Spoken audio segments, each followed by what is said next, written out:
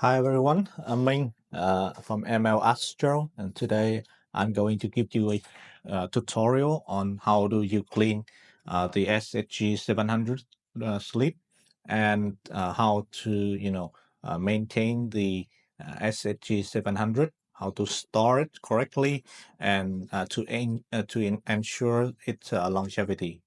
Okay, so first thing first, let's go start by a cleaning tutorial. So as you might already know, the slit cleanliness is very important for the SHG 700 operation. Since if you have a dirty slit, you have dust, you have grease on the slit, it will show on your image and degrade the image quality. So ensure a clean slit is very important. And for the SHG 700, I have the slit of the SHG 700 here, and it has two sides. A quartz substrate is about 1 millimeter thick. So there are two cases of the dust. The dust can either settle on the coated side, that's face the camera, face the collimator, or it can be on the front side that face the telescope, right? The incoming beam from the telescope will hit this side. Okay, I will run through what you need to clean first. Okay, first you will need a uh, optical cleaning tissues that is lint free. It doesn't have lip dust or lint after you clean. And I recommend this brand, Kim White from King Tech. Okay, you'll need a high grade, high purity IPA isopropyl alcohol. Um, I use the analytical reagents, which has about 99.7 maybe percent purity, very high purity. It will evaporate without leaving any trace. I highly recommend using these high purity isopropyl alcohol. Okay, and you will need a Q-tips, right? And I recommend you to use cotton Q-tip, right? And very important to have a big head like this, right? You shouldn't use the thinner, skinnier Q-tip like this. Those Q-tip is have less um, cotton on them, and they might scratch your slit. So just make sure you use the fluffier, fatter Q-tip like this. Make sure you keep your Q-tip clean. Okay, after use, you should put the you know the cap on it and keep it in a dust-free environment. Okay. All right. So before you start cleaning, you will need, a dust-free environment. Do not do this in a, dusty environment. I have a industrial air filtration running in this room. This is my assembly room, and yeah, it's make sure that there are no, particle in the dust particle free in the air. Okay.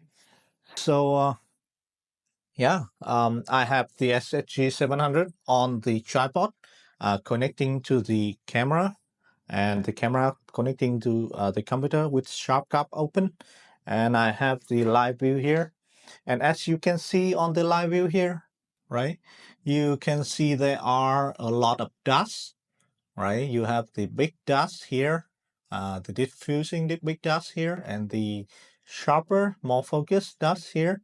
The difference between those dusts is because, as I said earlier, the dust can settle on the front side of the slit, on this side here, or on the back side of the slit here, right?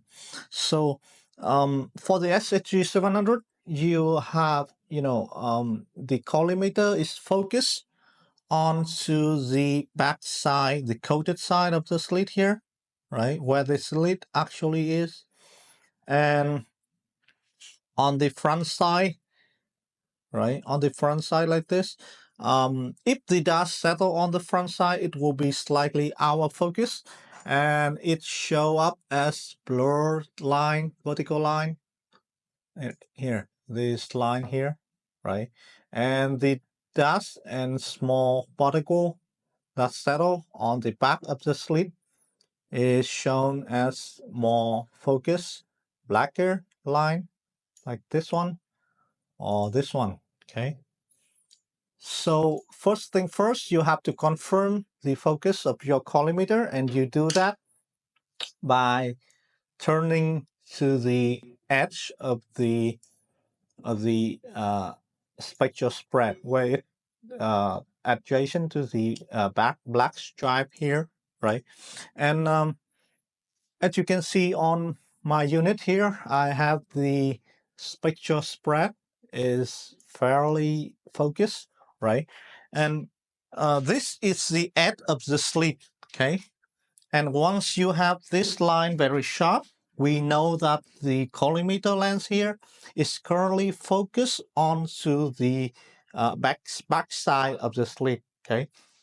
If you have that edge, unfocused like this, you can just use the micrometer, the collimator micrometer, and tune to have the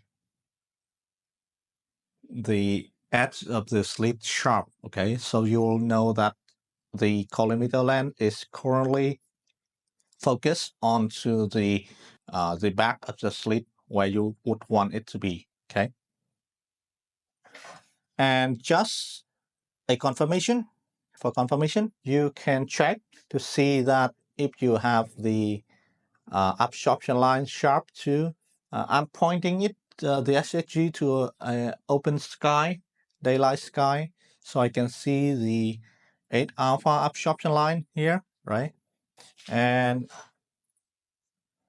I can follow my, you can follow my my focus fine tuning guide that I have earlier, alternating between the micrometer to ensure both the vertical line here, the slit edge here, and the absorption line is sharp. Okay, so that is where we want it to be, right? So first thing first, we have to confirm if the dust is on the back or on the front of the slit, right? I pour some isopropyl alcohol onto a open container here for easier manipulation. Okay, so I will get a new gluten free paper, tissue paper. Okay, I will fold it up and make sure that you do not touch where you will use to clean the slit. Okay, and I dab it into the isopropyl alcohol, right? And with the live view on, I just proceed to clean the front of the slit. Okay, see, we got rid of the big dust here, right? Okay, looks pretty good. So all the bigger dust line is gone, right? And we are left with the thinner line, which is the dust on the back of the slit, and though will be not be affected by front cleaning the front of the slit. So that is how we know if the dust is on the back or on the front, right?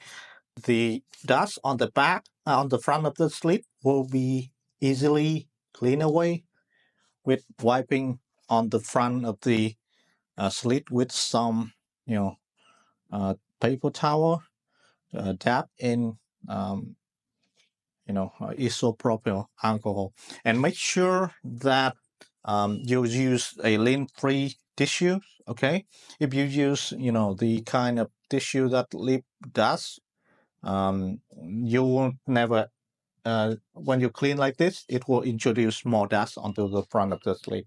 Okay. Okay, so after field clean, we have get rid of all the dust on the front of the slit. I can look at the front and confirm that there are no dust left on the front of the slit. Okay, all the vertical line you see now is the dust that is on the back side, and we will clean it now.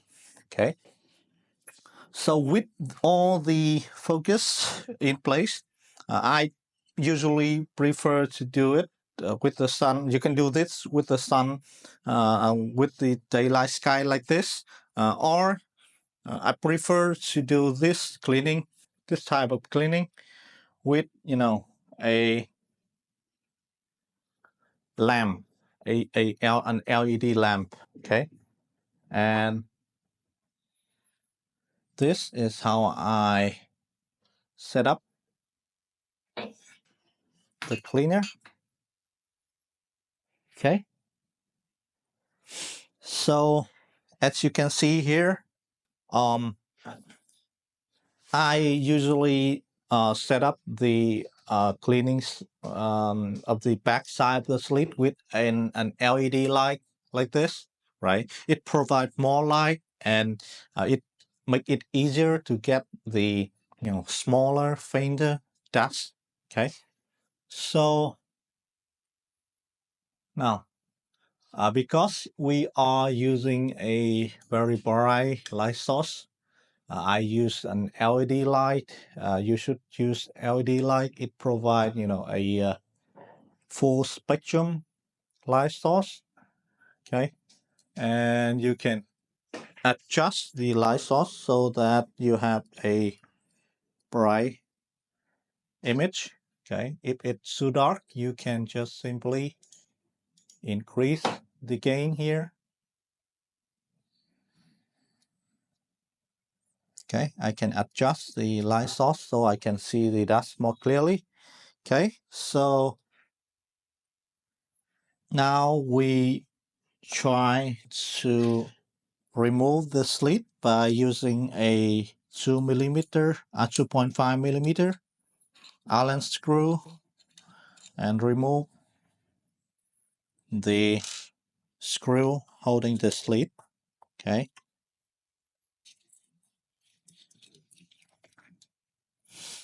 Okay. So now we have the slit here, right? And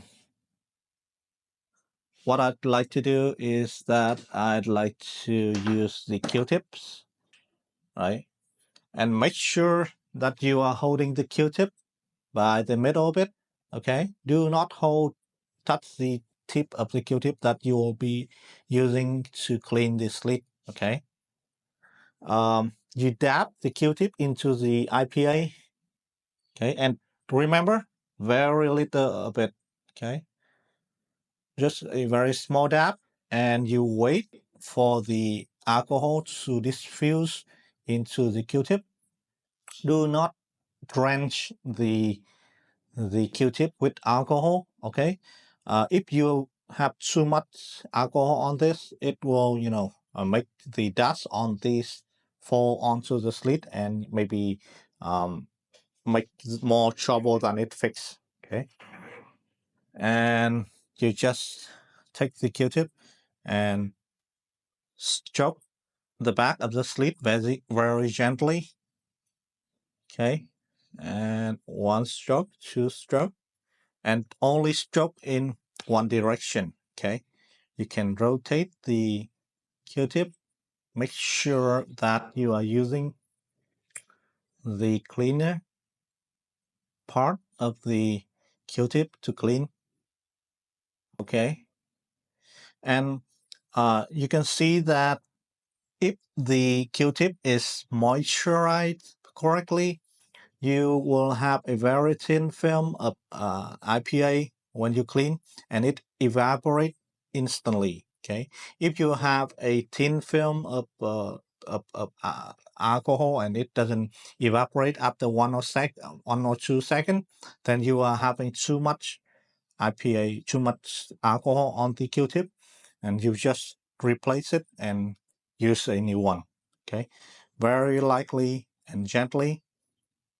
Do not apply too much pressure on it. I don't know if you can see it, but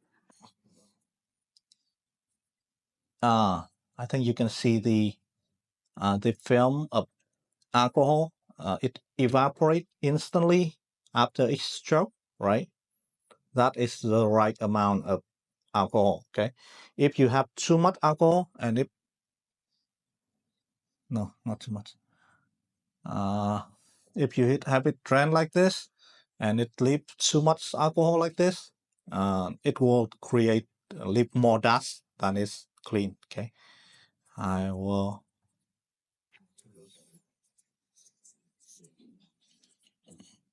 see.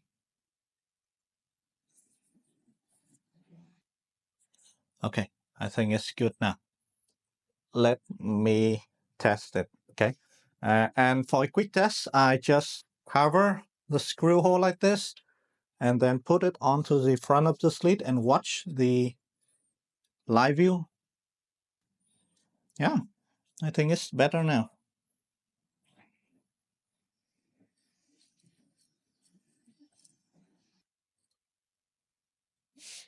No? Okay. Yeah, most of the dust is gone, but not all of them. I will get a new Q-tips, lightly moisturize it, wait for the alcohol to diffuse through the Q-tip, and then gently clean it once more. Okay, see, the alcohol layer should evaporate instantly. Okay, all right.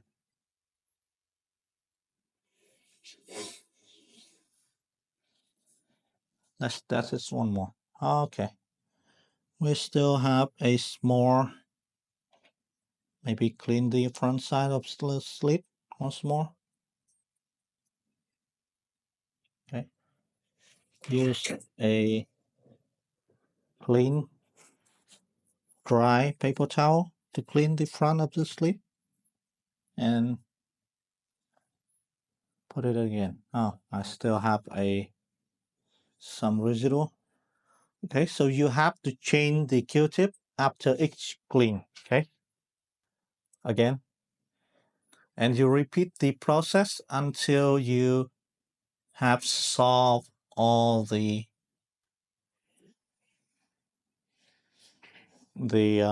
vertical line. Okay. Okay, I think it's pretty good here, right? We most of the line are gone, right? And yeah, if you have a few thin dust on the back of the slit, don't sweat it. Okay, a few dust line is actually preferable. I prefer to have some of them to aid with the focusing of the collimator lens. When you focus on those lines, you know that you are on focus. Okay, instead of just relying on the slit edge, you have some of the dust acting as focus cue. Okay. Okay, I think it's good here, right? Let's put the screw on and confirm the state of the slit once more. Okay. And when you put the slit back, remember the long edge of the slit always stay pointing to the micrometer. Okay. And we still have a few, small dust, but I don't think that would cause any problem. And it calibrate out completely with the software. Okay. So small dust doesn't hurt, and don't sweat it too much. Okay. yeah, I think let's reduce exposure a little bit so we can easier see what's going on. Yeah, I think it's pretty good here. We have the slit clean, and this clean slit will give you a very good image quality with the SHG 700. Okay, so so that is cleaning, and you know, uh, now we will talk about how do you store your SHG 700 if you do not use it for a long time. Okay. Um, the SHG 700 is designed to be very, durable. However, there is one component that is extremely fragile, which is the grating on the back of the SHG here. Hold on, let me remove the back plate. Okay, so here is the inside of the SHG 700, and no, and can you see it? Let me overexpose things a little bit. Okay, so here is the grating. Okay, the holographic grating, and this component is extremely fragile. Okay, if you tap the surface, the coated surface of the grating, it will be instantly ruined. Okay, and you cannot clean front surface of the diffraction grating yourself. Okay, there is no way an user can clean it. So if you open the SHG 700, make absolutely sure that you do not touch the front surface of the grating. It will not be under warranty for that. Okay. If you have some small dust on the grating, you do not have to clean it. Okay. A few small dust on this grating doesn't affect image quality whatsoever. Okay. But if you have to clean it, you insist you have to clean it, a few blow up, no compressed air, okay, blow up or a fan like this onto the grating. But if the dust refuses to go away, leave it there, okay? Do not try to clean the dust yourself physically by using a paper towel or something else. It will instantly destroy your grating, okay? One of the other thing about the grating is that it is quite, sensitive to humidity. And if you leave this grating in a high humidity, relative humidity above 70% maybe, for prolonged period, you will have the coating of the the rust will develop on the surface of the grating. For long-term storage, I recommend to keep this in a dry cabinet, okay, or a dry box with some desiccant in it, and keep the relative humidity at 70% or lower. So if you keep the humidity low, then the grating will last for years. I have one that has been with me for maybe 20 years, so no problem on that front. Okay, but you have to keep the humidity low when you do not use the SHG 700 for a long time. Okay. Okay, so that is the only thing that you have to take note when store on storage for the SCG 700. Just remember to keep it in a dust-free and dry environment. You see those diagram, this, right? It is the iris control, okay? It stop down the lens. And this is here for some application where you need the, the less chromatic aberration, like when you do the stellar nighttime spectroscopy, you will have to close down this to ensure that you have sharp focus across the spectrum. But for the solar application, this will have to be fully open, okay? Be wide open. And to make ensure that, you just rotate it fully clockwise like this, okay? And during shipping, some units might have its dial hand, rotate uh, unintentionally.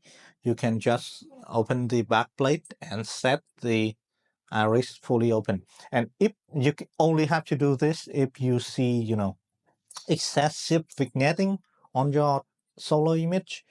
If you do not see any vignetting, then this adjustment is unnecessary. Okay. Yeah, so that is how you clean your slit, how to store your SHG 700 for a long time, and how to fix the iris if it has some, vignetting on the solar image. Okay, that is everything for today. Thank you for watching and have a nice day. Oh, and remember, when you put back the screw, make sure that you do not miss any, okay? The SHG 700 is designed so that it's only light tight when all the screws are in place. If you leave one screw open, not screwed in, you will have a light leak, okay? So having all the screw tightly screwed in is very important. Okay, so that is all for today. Thank you for watching and happy imaging. Bye bye.